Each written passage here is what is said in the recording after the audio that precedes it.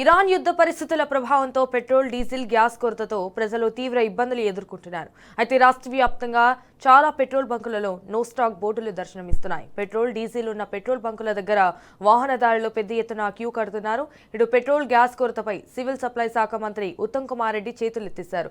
గత కొద్ది రోజులుగా ప్రతిపక్ష పార్టీ బీఆర్ఎస్ హెచ్చరించినా ఏ కొరత లేదంటూ కూడా ప్రభుత్వ పెద్దలు కవరింగ్ చేశారు. పెట్రోల్, డీజిల్, గ్యాస్ సరఫరాలో రాష్ట్ర పౌర సరఫరాల శాఖ పూర్తిగా విఫలమైంది. ఇంత జరుగుతున్నా ఇప్పటి వరకు స్పందించని ప్రభుత్వంపై ప్రజలు మండిపడుతున్నారు.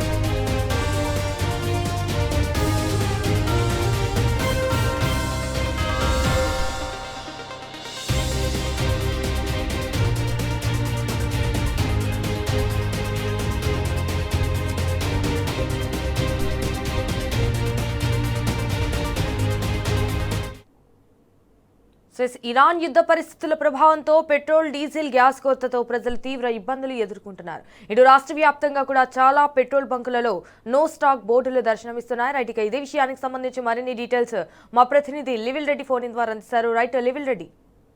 ఇవాళ రాష్ట్ర వ్యాప్తంగా పెట్రోల్, డీజిల్, గ్యాస్ కొరతతో ప్రజలంతా కూడా తీవ్ర ఇబ్బందులు ఎదుర్కొంటున్నారు.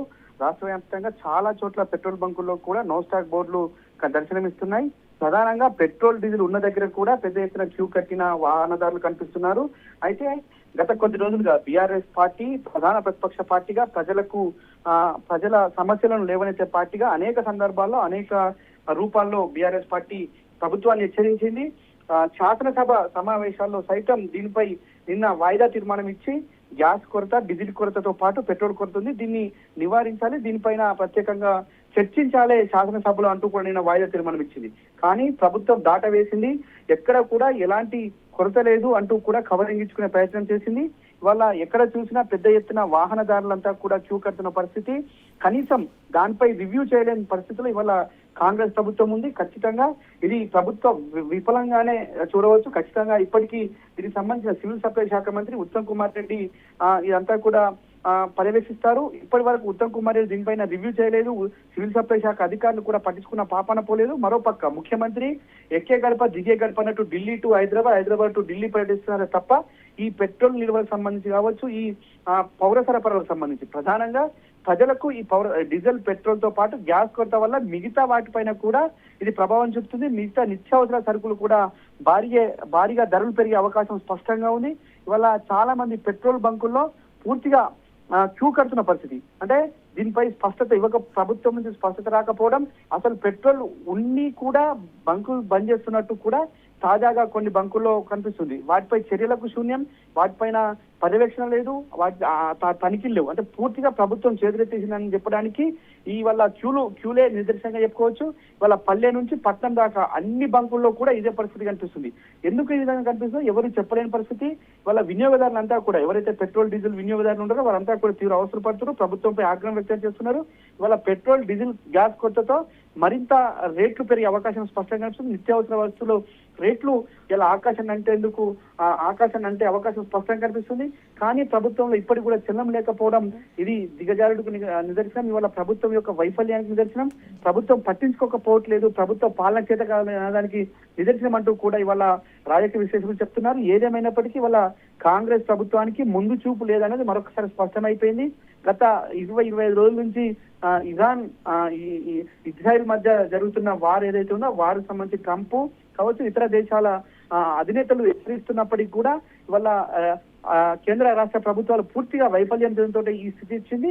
మరోపక్క ఇప్పటికీ అంటే కేంద్ర ప్రభుత్వం నిల్వలు ఉన్నాయని ఒక పక్క కవరింగ్ తీసుకుంటుంది, రాష్ట్ర ప్రభుత్వం అదే తరహా కూడా కవరింగ్ తీసుకుంటుంది. అంటే పూర్తిగా రెండు ప్రభుత్వాలు కూడా వైఫల్యం చెందడంతో వాళ్ళ ప్రజలంతా మరొకసారి క్యూ లైన్ లో కట్టాల్సిన పరిస్థితి.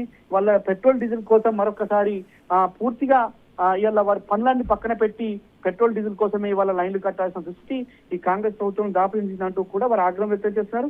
ఇప్పటికైనా ప్రజలకు సంబంధించిన ఈ సేవలు ఏవైతేనో పౌర సరఫరాలకు సంబంధించిన సేవలు ఇవైతే ప్రధానంగా పెట్రోల్, డీజిల్ ఈ రెండింటినీ కూడా ప్రజలకు అందుబాటులో ఉంటే మిగతా నిత్యావసర సరుకులు ధరలు కూడా నియంత్రణలో ఉంటాయని చెప్పేసి కూడా రాజకీయ విశ్లేషకులు చెప్తున్నారు. వెంటనే దీనిపై సమీక్ష చేసి పెట్రోల్ డీజిల్ ధరలు పెట్రోల్ డీజిల్ కి సంబంధించిన స్టాక్ ఎంత మేరకు ఉంది అని ఒక వివరణ ఇవ్వాల్సిన అవసరం అయితే ప్రభుత్వం పైన ఉంది. లేని నేపథ్యంలో ప్రజలు ప్యానిక్ అవు వినియోగదారులంతా కూడా ప్యానిక్ అయి వారి వాహనాల్లో ఉన్నప్పటికీ కూడా మళ్ళీ రేపటి నుంచి ఉంటుందో లేదో అనే ఒక అనుమానంతో పెద్ద ఎత్తున పెట్రోల్ ఇటు డీజిల్ కోసం క్యూ కడుతున్న పరిస్థితి కనిపిస్తుంది.